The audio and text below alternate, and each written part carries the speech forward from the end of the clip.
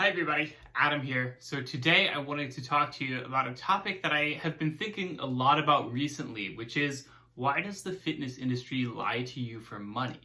And I think that this is something that I think that a lot of people don't really realize, which is that the fitness industry is very often not being genuine to them. It is not telling them the full truth. It is not being honest in many ways. Part of the problem is that fitness is a relatively solved equation these days. That's not to say, of course, that we know everything that there is to know. Obviously, there is a lot of research still being done. We are figuring out new stuff every single day.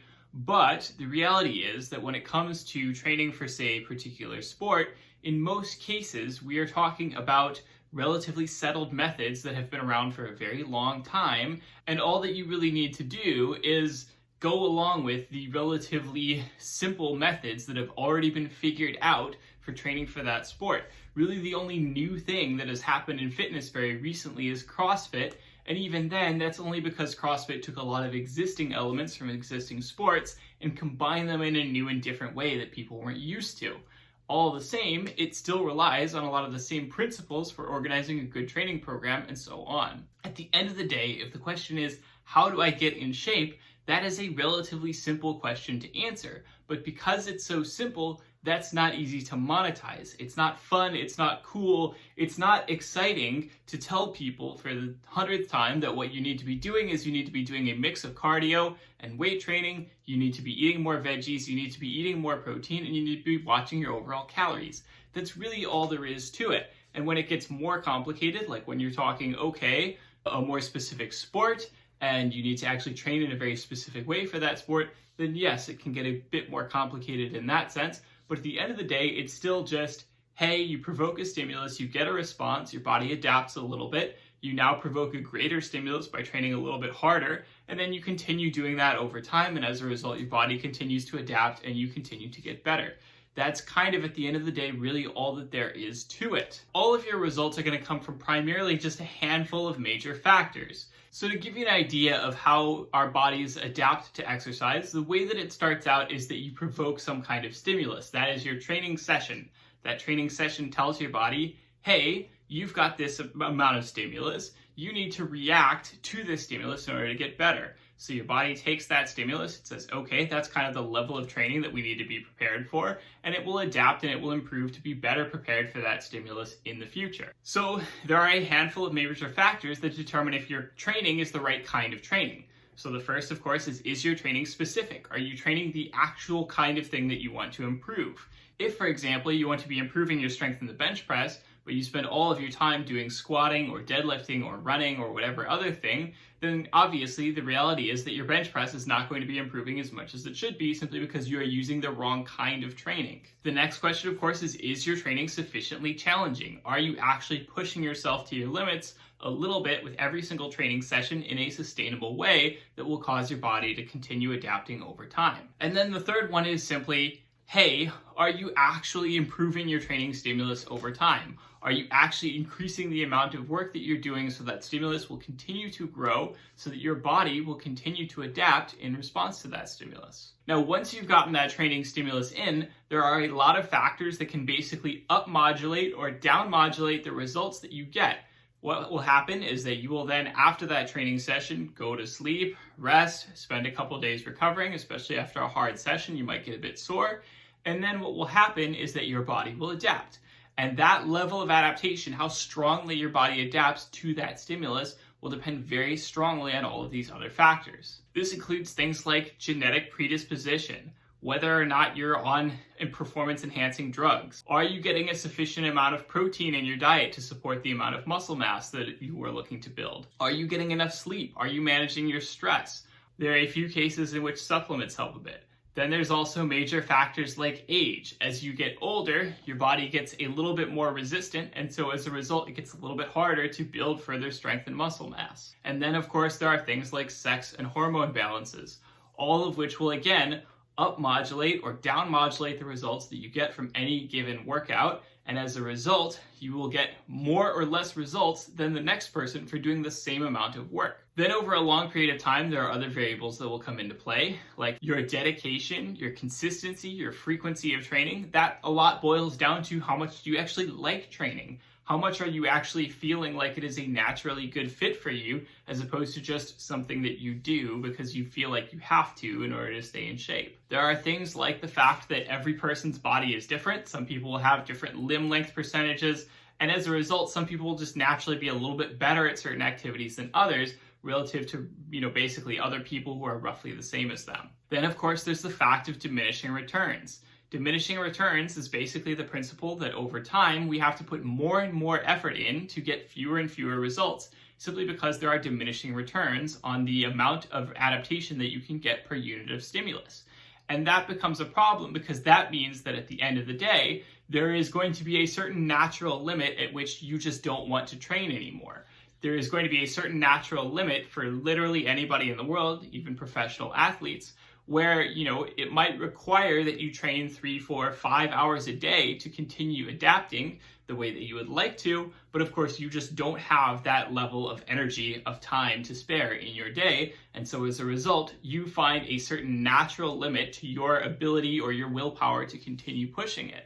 And that's normal, that's a normal part of the process. But that limit is sort of what we would call your genetic limit. It's not necessarily that your genetics are stopping you from going further. It's not necessarily that you couldn't go further. It's just that for all practical intents and purposes, you aren't going to go further because you personally don't have the willpower to continue training in such a way that will actually push you further. There may be, a few more percentage points that you could squeeze out of your genetics, out of your physique, out of your strength, but you just don't have you don't have the time to spend 10 hours a day in the gym. You don't have the time to spend an absurd amount of time in the gym just to squeeze out those last few percentage points. Now, this is a really complex set of factors, and of course, you don't have control over a lot of these factors in many cases. In many cases, there are things like your other lifestyle choices which get in the way. When you have a job and a lot of other commitments throughout the day, it can make it hard, for example, to train like a pro athlete who basically has all day to train. And this entire complex set of variables can often be very boiled down to the incredibly unhelpful piece of advice that I always used to see floating around the internet when I first started out, reading stuff like the bodybuilding.com forums and whatever, where people would just say, all that really matters is you lift heavy, you eat protein, and you keep at it for a few years. And in reality, that's kind of the truth. That is kind of just how it is.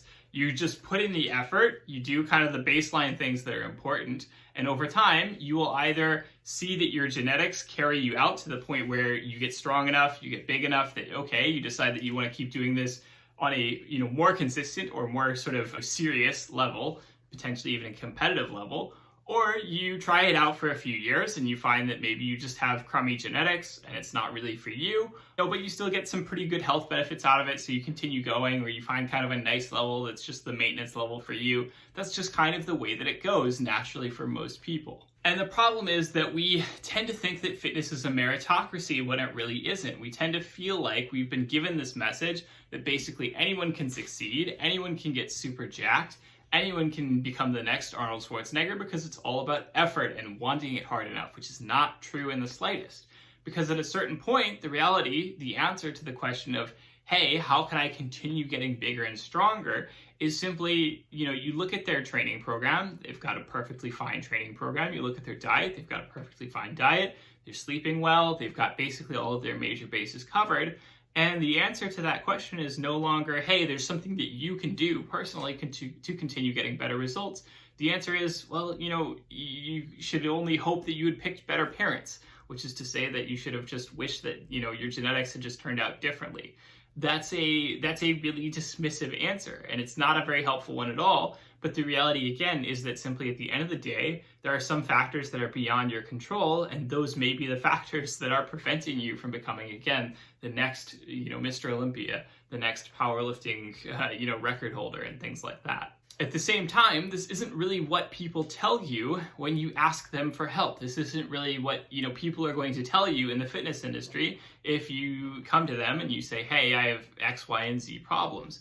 Of course, what they are going to say is, hey, buy my supplement, hey, buy my training program, hey, try out X, Y, or Z, hey, read this book, etc. And there's a very simple reason for that, which is of course that the fitness industry is out to make money, and that means that if they feel like there is an opportunity for money to be made and you are asking them for a solution to their problem, and you can sell them the solution to their problem for money, then they are going to do so. That's really all there is to it. That is the reality of the dynamic at the end of the day. That's why people are on social media, because they know that if they can make a social media following, they can advertise products and services, they can make money off of that following. That's really all there is to it at the end of the day. And in many cases, this is not done with malicious intent. These people aren't necessarily, the fitness industry folks are not necessarily coming out here with the intent of stealing some people's money or selling them a product that will not be useful to them.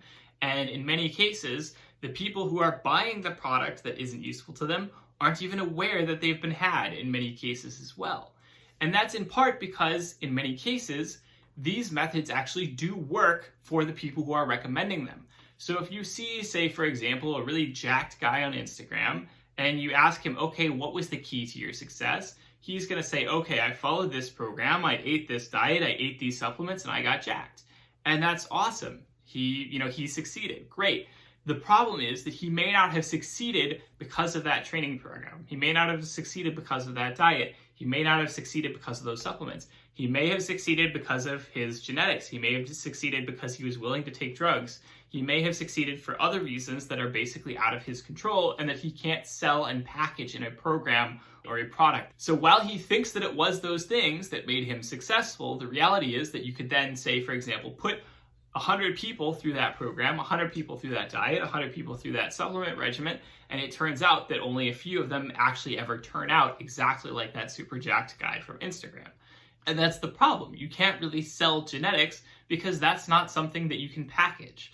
And at the end of the day, that is very often what separates the high performers from the low performers more than anything else. So again, these prescriptions, these products, these are all sold, not again maliciously in the slightest. These are people who really believe in the products they're selling. These products did legitimately, genuinely help them. And at the worst, they probably think that it's just a win-win scenario where, yes, maybe it may not solve the person's problems 100%, but it's still helping them. It's still kind of getting them towards their goals.